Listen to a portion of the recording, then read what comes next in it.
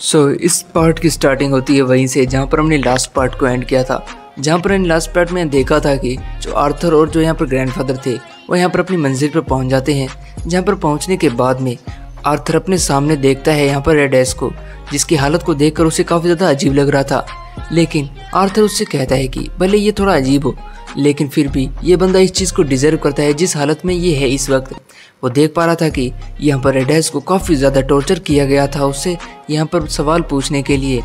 तभी जो यहाँ पर ग्रैंडफादर होते हैं वो यहाँ पर आर्थर को इंट्रोड्यूस करवाते हैं उनके यहाँ पर डॉक्टरों से, जो कि यहाँ पर उन लोगों से पूछताछ करते हैं जो कि यहाँ पर गुनाह करते हैं कोई, वो भी काफ़ी ज़्यादा बड़ा।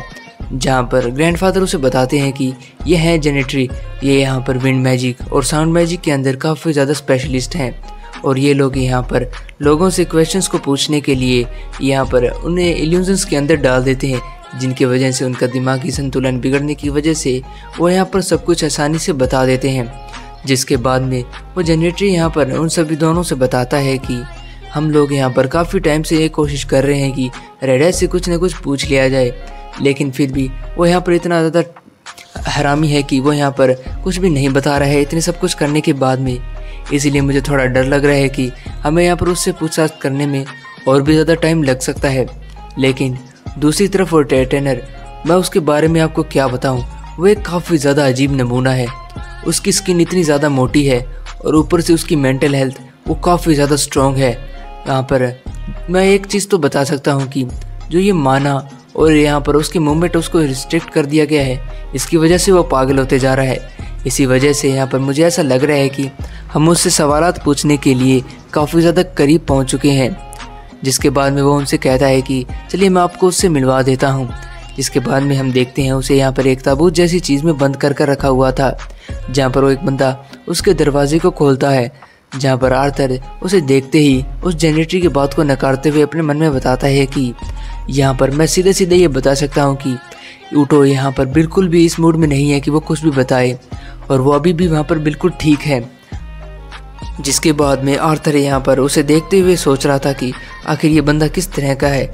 इसलिए यहाँ पर वो ऊटो को देखते हुए उसके पास जाता है, जहाँ पर ऊटो उससे कहता है कि तुम लिटिल कुत्ते, यहाँ पर तुम आखिरकार आ ही चुके हो। जहाँ पर आर्थर उससे पूछता है कि क्या तुम्हें थोड़ा अनकंफर्टेबल फील हो रहा है ऊटो। जिस पर ऊटो बताता है कि तुम कमीने, यहाँ पर मेरे हॉर्न्स आखिर है कहाँ पर, आखिर तुमने मेरे हॉर्न्स के साथ में क्या किया है। जिस पर आर्थर उससे कहता है कि क्या तुम इन हॉर्न्स की बात कर रहे हो। यहाँ पर आर्थर उसे उनके हॉर्न जो होते हैं वो उसे निकाल कर दिखाता है, जिसे देखकर ऊटो को काफ़ी ज़्यादा गुस्सा आ रहा था। जहाँ पर वो उसे गाली देते हुए कहता है कि आर्थर मेरी एक बात को हमेशा याद रखना, मैं यहाँ पर वित्रा की कसम खाता हूँ, जिस दिन मैं यहाँ से निकल गया वो दिन तुम्हारा आखिरी होगा, मैं उसी दिन तुम्हें यहाँ पर मार दूंगा, ये बात याद रखना। जहाँ पर आर्थर उसे हंसते हुए कहता है कि तुम मुझे यहाँ पर इंसल्ट करने की कोशिश कर रहे हो, लेकिन मेरे पास कुछ और है जो कि यहाँ पर मैं तुझे बताना चाहता हूँ। वो उससे बताता है कि मैं एक बात बता दूँ तुम्हें आसानी से कि तुम यहाँ पर मुझसे हार चुके हो, और यही सच्चाई है, और यही बात तुम्हें अंदर से खाई जा रही है। लेकिन हम देखते हैं कि आर्थर की इस बात को सुनकर यहाँ पर ऊटो और भी ज़्यादा गुस्से में आकर यहाँ पर चिल्लाने लगता है और पागलों जैसी हरकतें करने लगता है। और हमें एक कारण और भी पता चलता है कि वो ऐसा क्यों कर रहा है, क्योंकि ऊटो के जो हॉर्न्स है वो आर्थर के पास है, और यहाँ पर एक रिटेनर के लिए उसके हॉर्न उसकी जान से भी ज़्यादा कीमती होते हैं। वो भले ही मर जाए लेकिन उसके हॉर्न नहीं खोने चाहिए, और यहाँ पर ऊटो के साथ यही हुआ है। वो जिंदा तो है लेकिन उसके पास उसके हॉर्न नहीं है, इसी की वजह से वो यहाँ पर पागल होते जा रहा है। और यहाँ पर उसके बाद में हम देखते हैं कि आर्थर उसकी इस हालत को देखकर उसके दरवाजे को बंद करने के लिए कह देता है। जहाँ पर आर्थर काफ़ी ज़्यादा गुस्से में नज़र आ रहा था और वो यहाँ पर काफ़ी ज़्यादा परेशान भी था। वो जैसे पीछे मुड़कर जाने लगता है, तभी जेनेट्री उससे कहता है कि जनरल, मैंने यहाँ पर उसे काफ़ी ज़्यादा मेंटली और यहाँ पर फिजिकली काफ़ी ज़्यादा टॉर्चर किया है, लेकिन मैंने आज तक उसे यहाँ पर इतना ज़्यादा परेशान और इतना ज़्यादा ख़राब हालत में कभी नहीं देखा है। जिसके ऊपर आर्थर यहाँ पर उससे कहता है कि तुम बस मेरी एक बात को ध्यान में रखो, इसे इसी वक्त बंद कर रख दो, और यहाँ पर इसे बाद में कभी मत खोलना जब तक मैं ना कहूँ। तो जेनेट्री यहाँ पर आर्थर से आगे कहता है कि लेकिन जनरल, मुझे तो ये लगता है कि इस वक्त वो यहाँ पर आपके साथ हुई फाइट के बारे में सोच कर पागल होते जा रहा है, और यही वक्त है जिसके साथ में हम उसे यहाँ पर इंटेरोगेट कर सकते हैं। जिस पर आर्थर कहता है कि नहीं, वो तुम्हें कुछ भी नहीं बताएगा इस वक्त। इस पर जेनेट्री कहता है कि लेकिन वो उस टाइम के साथ में भूल जाएगा कि आपके साथ फाइट उसकी हुई थी। जिस पर आर्थर कहता है कि नहीं, ये भी नहीं होगा, वो कभी भी इस फाइट को नहीं भूलेगा और वो यही चीज़ उसे यहाँ पर धीरे धीरे यहाँ पर पागल बना देगी। और दूसरी तरफ ग्रैंडपा उसकी इस हालत को देखकर यहाँ पर आर्थर को कह रहे थे कि मुझे ये तुम्हारा जो रूप है वो बिल्कुल भी अच्छा नहीं लग रहा है आर्थर। जिस पर आर्थर उनसे कहता है कि जब टाइम आएगा तब मैं खुद यहाँ पर आकर इसको इंटेरोगेट करूँगा। और वो ये काफ़ी ज़्यादा बोल्ड लुक के साथ में कह रहा होता है, जिसके बाद में हमारा जो ये सीन होता है वो यहीं से चेंज हो जाता है और हमें नेक्स्ट डे का सीन दिखाया जाता है, जहाँ पर आर्थर अपनी ट्रेनिंग के लिए रेडी हो चुका था। जहाँ पर वो जैसे ही ग्राउंड के अंदर पहुँचता है तब यहाँ पर वो लड़की, जिसका कि नाम यहाँ पर मुझे याद नहीं है, लेकिन मैं इसी वक्त इससे यहाँ पर एक नया नाम देता हूँ जिसका कि नाम होगा आर्या। जो कि यहाँ पर आर्या होती है वो यहाँ पर आर्थर से कहती है कि तो क्या तुम फाइट के लिए रेडी हो। जहाँ पर वो कहता है कि हाँ मैं बिल्कुल अच्छे से रेडी हूँ। जहाँ पर जो होती है वो उससे बताती है कि यहाँ पर तुम इस वक्त यहाँ पर 3-on-1 की फाइट लड़ने वाले हो, यानी कि तुम्हारे ओपोनेंट में 3 बंदे होंगे और तुम यहाँ पर अकेले उससे फाइट करोगे और तुम्हें यहाँ पर वाटर और आइस मैजिक को यहाँ पर यूज़ करने से रिस्ट्रिक्ट किया जाता है। जैसे ही वो यहाँ पर उस मैच को स्टार्ट करती है तब आर्थर अपने विंड मैजिक के साथ में काफ़ी ज़्यादा स्पीड के साथ में वहाँ से भागते हुए आगे की ओर जाता है। जहाँ पर जो हेस्टर होती है वो उसको आते हुए देखकर कहती है कि तो ये यहाँ पर क्लोज कम्बैट के लिए आ रहा है। लेकिन जैसे ही वो यहाँ पर आर्थर के उस अटैक को रोकती है तब आर्थर यहाँ पर घूमकर उसके ऊपर दोबारा से अटैक कर देता है, जिसको देखकर वो काफ़ी ज़्यादा हैरान हो जाती है। जहाँ पर आर्थर जब हेस्टर के ऊपर अटैक करने वाला ही होता है तब यहाँ पर अचानक से वो सोच रहा था कि वो यहाँ पर और भी ज़्यादा टाइम को ख़राब नहीं कर सकता है। वो यहाँ पर ज़्यादा देर तक एक ही बंदे के साथ में यानी एक ही ओपोनेंट के साथ में फ़ाइट नहीं कर सकता। जहाँ पर जैसे ही वो अटैक यहाँ पर हेस्टर को लगने वाला होता है तभी यहाँ पर जो प्रिंसेस होती है वो यहाँ पर अपने आइस मैजिक के साथ में आर्थर को वहीं पर रोक लेती है। तभी आर्थर यहाँ पर हेस्टर को छोड़ते हुए यहाँ पर प्रिंसेस की ओर भागता है उस पर अटैक करने के लिए, जहाँ पर वो अपने अर्थ मैजिक के साथ में प्रिंसेस को पकड़ने की कोशिश कर रहा था। तभी यहाँ पर प्रिंसेस उस अटैक को रोकने की कोशिश करती है अपने आइस मैजिक के साथ में, लेकिन वैसा नहीं कर पा रही थी। लेकिन दूसरी तरफ जो आर्थर होता है वो यहाँ पर प्रिंसेस के काफ़ी ज़्यादा नज़दीक पहुंच चुका था और वह जैसे ही अपना अटैक प्रिंसेस के ऊपर करने वाला होता है और आर्थर ने यहाँ पर अपने काफ़ी ज़्यादा स्ट्रॉन्ग अटैक को यहाँ पर प्रिंसेस के ऊपर किया था, जहाँ पर वो सोच रहा था कि प्रिंसेस के पास में यहाँ पर एक लाइफ सेविंग जो आर्टिफैक्ट है, इसकी वजह से यहाँ पर उसे कुछ भी नहीं होगा। यहाँ पर हम देख पा रहे थे कि आर्थर जो है वो काफ़ी ज़्यादा गुस्से में है और यहाँ पर काफ़ी ज़्यादा जल्दबाजी कर रहा है, जो कि यहाँ पर उसके लिए बिल्कुल भी अच्छा नहीं था।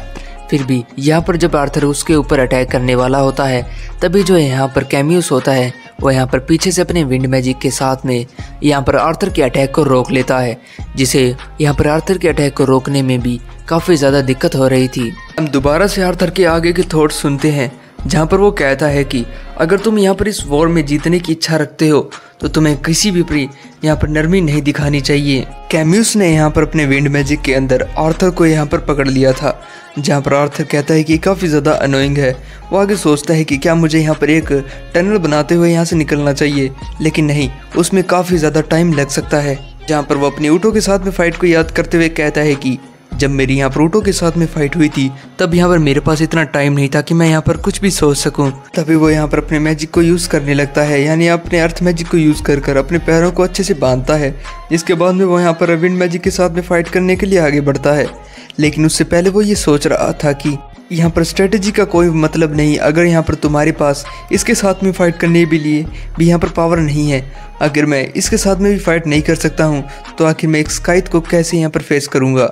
जहाँ पर जैसे ही आर्थर उस मैजिक के साथ में बाहर निकलने वाला ही होता है तभी यहाँ पर उसके पीछे से एक आइस अटैक आता है, जो कि यहाँ पर उसके साथ हिट हो जाता है, जिसकी वजह से आर्थर यहाँ पर नीचे गिर जाता है। जहाँ पर वो देखता है कि यहाँ पर अब उसके ऊपर एक फायर मैजिक का अटैक भी हो चुका है, जिसे रोकने के लिए अब उसके पास कोई भी तरीका नहीं था। वो यहाँ पर उसके अंदर फंस चुका था। आर्थर ये सोच रहा था कि मुझे यहाँ पर इस स्पेल को यहाँ पर ओवरकम करने की ज़रूरत है।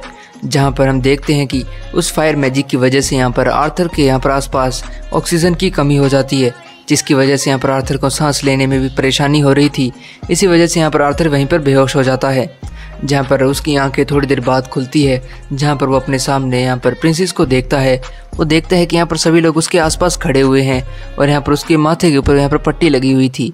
जहाँ पर प्रिंसेस उससे कहती है कि तुम्हें अभी उठने की ज़रूरत नहीं है क्योंकि तुम अभी भी काफ़ी ज़्यादा गर्म हो चुके हो। जहाँ पर आर्थर प्रिंसेस को थैंक्स कहता है और यहाँ पर सॉरी भी कहता है यहाँ पर ऐसा होने की वजह से, जिस पर जो प्रिंसेस थी वो कहती है कि ऐसी कोई बड़ी बात नहीं है, वैसे भी हम सभी लोग यहाँ पर ट्रेनिंग ही तो कर रहे थे।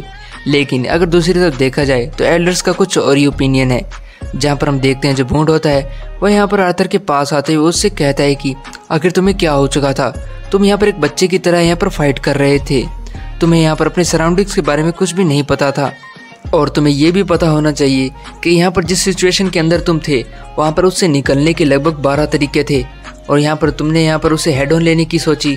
जिस पर आर्थर कहता है कि हाँ, मुझे अच्छे से पता है कि मैंने क्या किया है, मैं बस ये देखना चाहता था कि आखिर मैं उनके कॉम्बिनेशन स्पेल को यहाँ पर रोक सकता हूँ या फिर नहीं।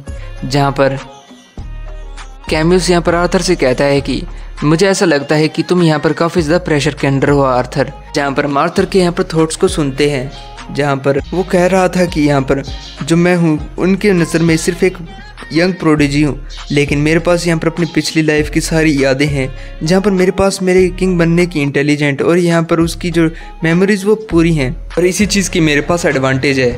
लेकिन अगर यहाँ पर मैं कैम्यूस की बातों को विश्वास करूँ तो इसका मतलब ये है कि मेरे पास इतनी एडवांटेज होने के बावजूद मैं यहाँ पर वीक हूँ। और उसकी इस बातों को सुनकर यहाँ पर हमें साफ साफ नज़र आ रहा था कि आर्थर यहाँ पर काफ़ी ज़्यादा परेशान है और वो काफ़ी ज़्यादा डिप्रेस्ड नज़र आ रहा था। आर्थर यहाँ पर उन सभी से कहता है कि मैं यहाँ पर इतना ज़्यादा ताकतवर भी नहीं हूँ कि मैं यहाँ पर इन सभी के एक कॉम्बिनेशन अटैक को भी रोक सकूँ, तो आखिर कैसे मैं यहाँ पर स्काइथ और रिटेनर के साथ में फ़ाइट करूँगा और उनका सामना करूँगा, आखिर कैसे मैं यहाँ पर डकैथन की सेफ्टी का यहाँ पर गारंटी दे सकता हूँ। जहाँ पर कैम्यूस आर्थर से कहता है कि हम जानते हैं कि यहाँ पर लेंसर की जो रिस्पॉन्सिबिलिटी और जो इनाम है वो काफ़ी ज़्यादा भारी है, लेकिन तुम्हें यहाँ पर यह सोचने की ज़रूरत नहीं है कि तुम अकेले हो। इस पर हेस्ट्रा आगे कहती है कि तुम्हारे अंदर काफ़ी ज़्यादा ईगो है आर्थर, लेकिन मैं एक बात तुम्हें बता दूँ कि तुम यहाँ पर इतने ज़्यादा इम्पोर्टेंट नहीं होगी जो यहाँ पर पूरा कॉन्टिनेंट है वो तुम्हारे ऊपर रिलाई कर सके। जहाँ पर प्रिंसेस आर्थर से कहती है कि जिस तरह से आर्थर जो सभी कॉन्टिनेंट के लोग हैं वो तुम्हारे ऊपर रिलाई करते हैं, उसी तरह से जिस तरह से वो लेंसर के ऊपर रिलाई करते हैं उसी तरीके से वो लोग यहाँ पर तुम्हारे ऊपर ट्रस्ट करते हैं। इसलिए यहाँ पर तुम्हें भी यहाँ पर अपना जो ट्रस्ट है वो उन सोल्जर्स के ऊपर रखना होगा, जो तुम नहीं कर सकते। वो यहाँ पर वो सोल्जर्स करने की पूरी कोशिश कर रहे हैं। यहाँ पर आर्थर उनसे कहता है कि आखिर तुम कैसी बातें कर रहे हो, तुम सभी यहाँ पर काफ़ी ज़्यादा अजीब बातें कर रहे हो, आखिर इस थेरेपी का नाम क्या है। जिस पर वो हेस्टर होती है वो उससे कहती है कि आर्थर हम बस ये चाहते हैं कि तुम यहाँ पर ये समझो कि जो तुम सब कुछ फील कर रहे हो वो हमें यहाँ पर समझ आ रहा है, हम उस फीलिंग को अच्छे से समझ सकते हैं। तुम में से कोई भी यहाँ पर एक रूम के अंदर स्काइथ के अंदर साथ में बंद नहीं हुआ होगा। या आर्थर यहाँ पर उन सभी से कहता है तुमने आज तक कभी एक रिटर्नर को देखा भी नहीं होगा, तुम्हें ये पता भी है आखिर हम किसके साथ में फाइट कर रहे हैं। ये फाइट ऐसी नहीं है जो कि यहाँ पर एल्फ्स और यहाँ पर जो ड्वार्फ्स के साथ में वॉर हुई थी वो ऐसी तो बिल्कुल भी नहीं। यहाँ तक कि असुराज लोग भी यहाँ पर वित्रा क्लैन से काफ़ी ज़्यादा परेशान हो चुके हैं, वो भी काफ़ी ज़्यादा चिंता के अंदर हैं। तो आखिर मैं किस तरीके से यहाँ पर उन सोल्जर्स पर विश्वास करूँ कि वो फाइट लड़ सकते हैं, जिस फाइट से यहाँ पर मैं भी यहाँ पर काफ़ी ज़्यादा मुश्किल से ज़िंदा वापस लौटा था। आखिर मैं किस तरीके से शांत बैठ सकता हूँ जब मुझे पता है कि मेरे लोग किस तरह के यहाँ पर डेंजर को फेस कर रहे हैं। आर्थर की ऐसी हालत को देखकर यहाँ पर जो आर्थर की सिस्टर होती है एली यहाँ पर आर्थर के पास आती है उसे शांत कराने के लिए, लेकिन आर्थर काफ़ी ज़्यादा गुस्से में था, इसलिए वो वहाँ पर से खड़ा होते हुए यहाँ से निकल जाता है। और बाकी सभी लोग वहाँ पर खड़े होते हुए आर्थर को देख रहे थे। जिसके जाने के बाद में प्रिंसेस कहती है कि लेकिन मुझे लगा कि उन सभी ने ये बताया था कि रिटेनर के साथ में फ़ाइट एक काफ़ी ज़्यादा आसान जीत थी। जिस पर जो यहाँ पर हेस्टर होती है वो कहती है कि क्या मैंने कुछ गलत कह दिया था आर्थर को जिसकी वजह से वो इतना ज़्यादा गुस्सा हो चुका है। जिस पर बॉन्ड कहता है कि नहीं, ऐसा कुछ भी नहीं था, तुमने ऐसा कुछ भी गलत नहीं कहा है। तभी पीछे से एली कहती है कि मुझे ऐसा लगता है कि ये चीज़ उस पर काफ़ी ज़्यादा टाइम से दबाव बनाती जा रही थी। एली उन सबको बताती है कि जहाँ पर जो आर्थर था वो बैटल के बाद में जब यहाँ पर वापस कैसल के अंदर आया था तब यहाँ पर जितना बताया गया था आर्थर उससे काफ़ी ज़्यादा घायल था। जिस पर वो एक लड़की दूसरी कहती है कि यानी कि एमिलिया, वो कहती है कि इसी वजह से आर्थर जो था वो इतना ज़्यादा धक्का कर रहा था कि यहाँ पर उसके साथ में यहाँ पर वो और भी ज़्यादा स्ट्रॉन्ग होने के लिए ट्रेनिंग करना चाहता है। जिसके बाद में हमने उनकी बातों को इग्नोर करते हैं, जहाँ पर मेन बात वो ये कहते हैं कि हमें ये लगता है कि आर्थर को ये जानने की ज़रूरत है कि वो यहाँ पर अकेला नहीं है। कुछ देर बाद का हमें सीन दिखाया जाता है जहाँ पर हम आर्थर को देखते हैं जो कि यहाँ पर बालकनी के अंदर खड़ा हुआ था अकेले, जहाँ पर वो काफ़ी ज़्यादा मायूस नज़र आ रहा था।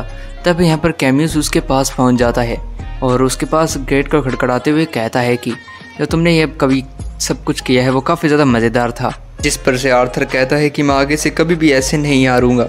जिस पर जो यहाँ पर कैम्यूस होता है वो उससे कह देता है कि मैं तुम्हारी उस फाइट के बारे में बात नहीं कर रहा था, मैं वो कर रहा था जो कि यहाँ पर तुमने एक लिटिल स्पीच दी थी।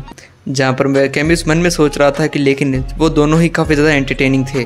मैं ये समझ सकता हूँ आर्थर, जो तुम्हारा रोल और जो टाइटल है वो तुम्हारे पास है, उसका वज़न काफ़ी ज़्यादा है, लेकिन तुम अकेले ऐसे नहीं है जो कि इस वज़न को यहाँ पर झेल रहे हो या फिर फील कर रहे हो। यहाँ पर हर किसी ने अपने हिस्से का बोझ उठाया हुआ है, यहाँ पर वॉर के अंदर भी और वॉर के बाहर भी। और यहाँ तक कि तो तुम्हारी बहन भी एली भी ऐसे बोलती है जैसे कि वो यहाँ पर काफ़ी ज़्यादा उम्रदराज हो। जिस पर आर्थर कहता है कि लेकिन उसके और मेरे पेरेंट्स की वजह से ही तो मैं यहाँ पर इस वॉर के अंदर हूँ। जिस पर कैम्यूस कहता है कि हाँ, मैं इस चीज़ को समझ सकता हूँ। दरअसल अपने प्यारों को बचाना भी सबसे बड़ा मोटिवेशन होता है सोल्जर्स के लिए वॉर के अंदर, लेकिन उनकी सबसे बड़ी हार भी यही होती है कि जब वो यहाँ पर भूल जाते हैं कि आखिर वो किसके लिए यहाँ पर वॉर में लड़ रहे हैं। जिस पर आर्थर कहता है कि तुम तो ऐसे बोल रहे हो जैसे कि तुम्हारे पास काफ़ी ज़्यादा एक्सपीरियंस हो चुका है इस चीज़ का, कि तुमने काफ़ी कुछ खोया हो। जिस पर यहाँ पर जो कैम्यूस होता है वो कहता है कि हाँ, ये एक और कहानी है जो कि काफ़ी ज़्यादा पुरानी है, लेकिन इसी वजह से मैं यहाँ पर काफ़ी ज़्यादा टाइम तक सर्कुलेशन में रहा था। लेकिन जो यहाँ पर आर्थर वो कहता है कि लेकिन यहाँ पर विजन ने तो कहा था कि तुम यहाँ पर एक टीम के कमांडर हो इस वक्त, जो कि यहाँ पर एक टीम को लीड कर रहा है। यहाँ पर कैम्यूस कहता है कि हाँ, लेकिन जब मैंने यहाँ पर अपनी वाइफ को और यहाँ पर मेरी विज़न यानी मेरी आंखों को यहाँ पर वॉर के अंदर खो दिया, तब मेरे पास और कोई यहाँ पर रास्ता नहीं था यहाँ पर आराम से बैठने के लिए। यहाँ पर मैं अब दोबारा कभी भी फाइट करना नहीं चाहता था, ना ही मेरे कोई इंटेंशंस बचे थे इस बात। तभी इस बात को सुनकर आर्थर को काफ़ी बड़ा झटका लगता है। वो कहता है कि क्या तुमने अभी ये कहा कि तुम्हारी आंखें नहीं हैं? जिस पर कैम्यूस उससे दिखाता है कि हाँ, वो कभी भी नहीं देख सकता है। जहाँ पर जो आर्थर होता है वो कहते हैं कि क्या तुम सच में ये कहना चाहते हो कि तुम यहाँ पर इतने ज़्यादा टाइम तक मेरे साथ हो लेकिन अभी तक तुम कुछ भी नहीं देख सकते थे? जिस पर जो कैम्यूस होता है वो कहता है कि क्या तुम सच में सरप्राइज हो चुके हो? आर्थर कहता है कि तुम सरप्राइज की बात कर रहे हो, मुझे तो विश्वास नहीं हो रहा है कि आखिर ये कैसे हो सकता है। तुम यहाँ पर मेरे साथ इतने ज़्यादा हफ्तों से ट्रेनिंग करते आ रहे हो, लेकिन मुझे कभी भी ऐसा नहीं लगा कि तुम यहाँ पर देख नहीं सकते हो। तुम ट्रेनिंग की या फिर फाइट की बात तो छोड़ो, तुम यहाँ पर अपने रोज़मर्रा के काम भी ऐसे करते हो जैसे कि तुम सब कुछ देख सकते हो। जिस पर कैम्यूस आगे कहता है कि लेकिन मैं अभी भी देख सकता हूँ। आर्थर पूछते हैं कि आखिर कैसे? जिस पर कैम्यूस बताता है कि विंड मैजिक के अंदर यहाँ पर स्पेशलिस्ट होना कोई आम बात नहीं है। तुम यहाँ पर विंड मैजिक के साथ में अपने आसपास जो भी यहाँ पर नेचर के अंदर हो रहा है तुम उस चीज़ को सेंस कर सकते हो। हाँ, ये बात है कि मैं यहाँ पर चेहरे के जो भाव है उस चीज़ को नहीं देख सकता हूँ, इसी वजह से मैं रूड लगता हूँगा। आर्थर यहाँ पर कैम्यूस से पूछता है कि क्या तुम यहाँ पर अपनी साइट को यहाँ पर मिस करते हो? जिस पर वह कहता है कि आखिर यार मैंने ये क्या पूछ लिया इस बंदे से, या क्या मैं गधा हूँ जो कि यहाँ पर एक बंदा अपने सेंसेस को मिस नहीं करेगा? जिस पर कैम्यूस आगे कहता है कि हाँ, लेकिन जो मैंने अपनी आंखों के साथ में जो लास्ट चीज़ देखी थी वो मेरी पत्नी थी, इसी वजह से मैं यहाँ पर कभी भी अपनी साइड को मिस नहीं करता हूँ, क्योंकि मैंने अपनी सबसे प्यारी चीज़ को देख लिया था। वैसे जिस पर आर्थर कहता है ये सुनने में तो काफ़ी ज़्यादा अच्छा है, लेकिन ठीक है, मैं इस तुम्हारी स्टोरी को आगे कभी और सुनना ज़रूर पसंद करूँगा। जिसके बाद में कैम्यूस यहाँ पर आर्थर को समझाते हुए उससे कहता है कि मैं तुम्हें एक बात बता दूँ आर्थर, तुम यहाँ पर काफ़ी ज़्यादा यंग हो और अपनी एज से कुछ ज़्यादा ही कर रहे हो, तो मैं तुम्हें एक और चीज़ बताना चाहता हूँ कि तुम्हें यहाँ पर कभी भी जहाँ पर जो वॉर चल रही हो सामने, तब यहाँ पर दुखद चीज़ों को सोचकर यहाँ पर कभी भी परेशान नहीं होना चाहिए। सैड स्टोरीज़ को सुनकर कभी भी किसी चीज़ को अच्छा नहीं लगता है, इसलिए मैं चाहता हूँ कि तुम इस वक्त यहाँ से जाओ और जाकर रेस्ट करो, ताकि तुम कल सुबह वापस अपनी ट्रेनिंग पर एक क्लियर माइंड के साथ आ सको। जहाँ पर जाते जाते कैम्यूस आर्थर से और बात कहता है कि और हाँ, मेरी एक बात को ध्यान रखना कि जब से तुम्हें यह पता चला है कि मैं यहाँ पर देख नहीं सकता हूँ, तो इसका मतलब ये नहीं कि तुम यहाँ पर ट्रेनिंग के अंदर मेरे साथ ईजी जाने लगो। ये याद रखना कि तुम तो ईजी जा पाओगे, लेकिन मैं नहीं। जिस पर आर्थर कहता है कि ऐसा तो कभी नहीं होगा, क्योंकि वैसे भी मुझे अब तुमसे डर लगने लगा है। कैम्यूस उससे कहता है कि आर्थर, तुम एक बात को हमेशा याद रखना कि ये काफ़ी ज़्यादा अच्छी बात है कि हम सभी लोग यहाँ पर अलाइज हैं, क्योंकि कभी भी एक वॉर को अकेले नहीं लड़ा जाता है। ये आर्थर इस चीज़ की सुनकर काफ़ी ज़्यादा हैरान हो चुका था। और फिर हमारा सीन चेंज होता है और हमें आर्थर अपनी कुछ पुरानी मेमोरीज़ के बारे में दिखाता है, जहाँ पर हम देखते हैं कि आर्थर यहाँ पर किसी बंदे के साथ में फ़ाइट कर रहा होता है और वो उस बंदे को हरा भी देता है, जो कि एक डिवीज़न 2 का एक मेंबर था। यहाँ पर आर्थर हमें बताता है कि जब मैं यहाँ पर पहली बार एकेडमी के अंदर पहुँचा, तब मुझे ये नहीं पता था कि यहाँ का सारा सिस्टम करप्ट हो चुका है। आर्थर हमें उस जीत के बारे में बताता है कि अगर ये जीत मैंने यहाँ पर 1 साल पहले की होती तो शायद अभी तक मैं यहाँ पर डिवीज़न 3 से बाहर निकल चुका होता और आगे बढ़ चुका होता। लेकिन आज 1 साल के बाद में मुझे ये पता चल रहा है कि मैं चाहे कितनी भी मेहनत कर लूँ, मुझे यहाँ पर कुछ भी परिणाम नहीं मिलने वाला है। हम देख पा रहे थे कि वहाँ पर सभी लोग यहाँ पर आर्थर को चेयर नहीं कर रहे थे। वो सभी लोग उसके लिए काफ़ी ज़्यादा नाराज़ थे, सिवाय उसके दोस्तों को छोड़कर। लेकिन आर्थर तो किसी और चीज़ को देखकर परेशान था। वो देख रहा था कि यहाँ पर जो सभी जज थे वो यहाँ पर काफ़ी ज़्यादा डिस्कस कर रहे थे। जहाँ पर आर्थर सोचता है कि आखिर वो लोग किस चीज़ के ऊपर डिस्कस कर रहे हैं। यहाँ पर मैं क्लियरली इस चीज़ को जीत चुका हूँ, तो आखिर किस चीज़ के लिए वो यहाँ पर इंतज़ार कर रहे हैं। फिर हम देखते हैं एक जज को जो कि यहाँ पर फैसला सुनाने के लिए आगे बढ़ता है। वो बंदा आर्थर से कहता है कि आर्थर, तुम एक डिवीज़न 3 के यहाँ पर कैंडिडेट हो और मैंने तुम्हारे मैच को देखा, ये काफ़ी ज़्यादा इम्प्रेसिव था और तुम्हारी मार्शल आर्ट तो काफ़ी ज़्यादा इम्प्रेसिव थी। लेकिन तुम यहाँ पर की को यूटिलाइज़ करने में काफ़ी ज़्यादा कमज़ोर हो। इसी का मतलब ये है कि तुम यहाँ पर फंडामेंटल्स को ढंग से नहीं कर रहे हो, इसलिए तुम्हें बस यहाँ पर क्लास 2 से क्लास 1 में कर दिया गया है डिवीज़न 3 के। आर्थर को देखकर लग रहा था कि वो काफ़ी ज़्यादा मायूस है, लेकिन उस चीज़ को ये समझ सकता था क्योंकि उसे ये पता था कि उसके साथ यही होने वाला है। आर्थर उस चीज़ को चुपचाप सुन रहा था। उसे अच्छे से पता था कि अगर मैंने यहाँ पर आर्ग्यू करने की कोशिश की तो ये चीज़ मेरे ऊपर ही भारी पड़ेगी। लेकिन तभी हम एक जज को देखते हैं जो कि वहीं पर बैठी हुई थी और वो आर्थर को देखकर मुस्कुराती है और फिर काफ़ी ज़्यादा ज़ोरों से हंसने लगती है। जहाँ पर वो पहला जज यहाँ पर उस लेडी से पूछते हैं कि आप आखिर क्यों हंस रही हैं लेडी वेयर। हमें उसका नाम पता चलता है कि उसका नाम वीरे है।